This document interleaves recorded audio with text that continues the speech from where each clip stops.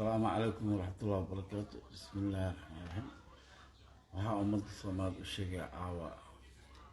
intii la yiraahdo waxaan ugu sheekeynayaa sheeko hor qiso hore u dhacday oo fantay ana waxaan ka shaqeyn jiray dekedda Muqdisho anana aabba Soomaaliyeed inaan ahay oo aan dhalay wiil lahay Sharmaake oo ummadda u taqaanta Sharmaake hooyadiisna lahaa Roodo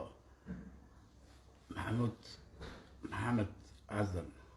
oo ku magacleeyihiin reer Faashafariyaamo. marka gabartii waa iskuulsanay cunugii dhashay wiil cunugii isagoo muuqa aan kasoo tagay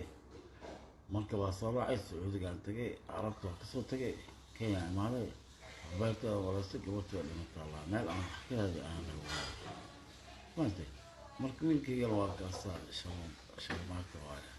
hadduu wax yar dhib jiro ama wax oo DNA iska baarayaan diyaara oo ah ama caruura inta ku leeyahay meesha mafahantay DNA markasta oo diyaar sabaan lacag deegtaan ana wax diba xawska xalam kulkayga waaye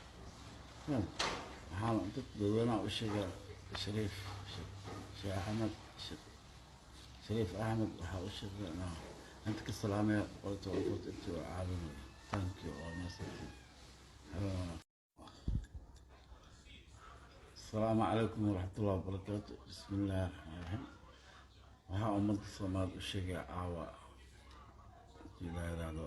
waxaan ugu sheekeynayaa sheeko hor qiso hore u dhacday oo fantay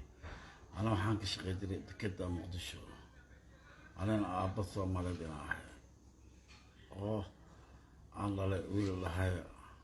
Sharmaake oo ummadda u taqaanta Sharmaake hooyadiisna lahaa Roodo maxamed aadan oo ku magacleeyihiin reer Faashafariyaamo. marka gabartii waa iskuulsanay cunugii dhashay wiil cunugii isagoo muuqa aan kasoo tagay marka waa soo raacay Sacuudigaan tagay Carabta waa kasoo tagay Kenya imaaday beertada walase gabartii waa dhimatay allah meel aan xakadeeda aan lagu marka wiilkayga waa kaasaa Sharmaake waaye hadduu wax yar dhib jiro ama wax oo DNA iska baarayaan diyaara oo ah ama caruura inta ku leeyahay meesha mafahantay DNA markasta oo diyaar sabaan lacag deegtaan ana wax diba xawska xalam kulkayga waaye waxaan dad dadweynaha u sheegay Shariif Ahmed waxaa u sheegay